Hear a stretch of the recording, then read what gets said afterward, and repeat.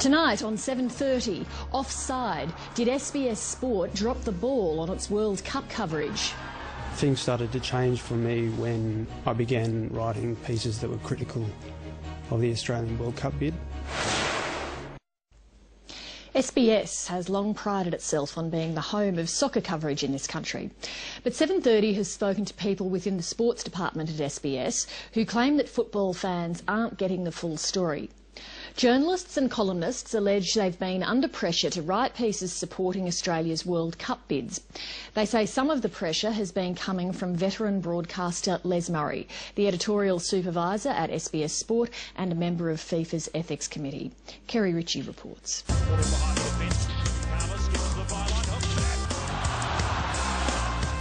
Thanks for the company this evening on the World Game and the team. A lot of people have been afraid to talk about this. The slogan at SBS might be 6 billion stories and counting, but according to a number of current and former SBS staff who spoke on and off the record to 7:30, it seems when it comes to soccer, there are certain stories SBS would prefer not to have to tell. Many of us in the game now feel that SBS doesn't seem to be as balanced in its approach to covering of football these days. Things started to change for me when I began writing pieces that were critical of the Australian World Cup bid and the Australian World Cup bid strategy. Jesse Fink has worked for SBS Sport for 4 years. He's described on the company's website as one of Australia's most popular football writers. But Mr Fink's contract with SBS, which expired last week, isn't being renewed.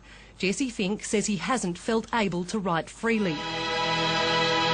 Good evening, welcome again to the World Game. In 2008, some SBS staff received this email from Les Murray, the editorial supervisor at SBS Sport and host of the broadcaster's soccer program, The World Game. Les Murray was writing about negative comments which had been widely reported concerning Australia's bid to host the 2018 World Cup. It is not a good look if we, SBS, the most powerful voice in football, appear to talk down the bid or declare it stillborn. Given that the bid has great support in Australia, including enthusiastic support by all governments, my preferred editorial policy would be to support it. Well, to be honest, I was appalled. Les Murray went on to write in the same email, "This is not to say we shouldn't broadcast the facts or that we shouldn't give it balanced debate.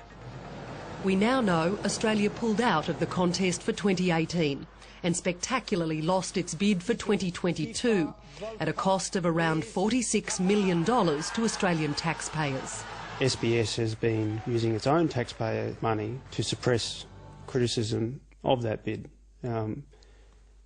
If we had had the full story, we might not have had, the widespread public support that there was for the Australian World Cup bid.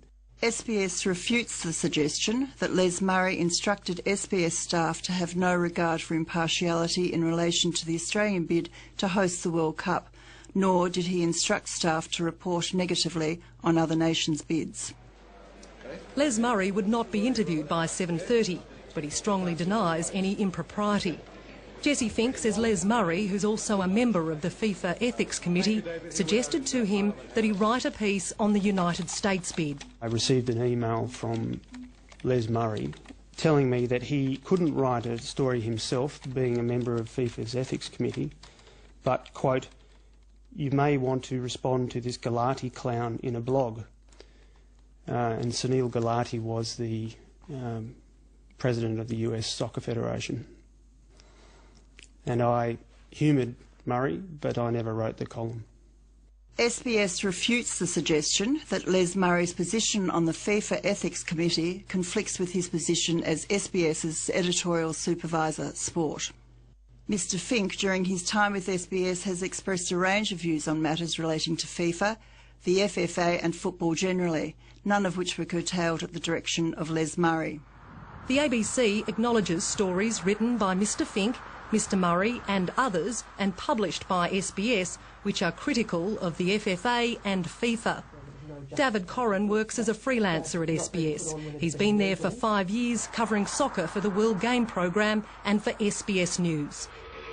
David Corrin says he felt under pressure not to criticise Australia's World Cup bid. The issues I personally have come in had trouble with have all related to essentially the World Cup bid, Australia's World Cup bid for the 2022 World Cup, and before that the 2018 World Cup. In particular, the trouble I've run into is when covering one of the consultants, Football Federation Australia, hired Peter Hargitay. After the vote, Les Murray has acknowledged on the record he's friends with European lobbyist Peter Hargitay.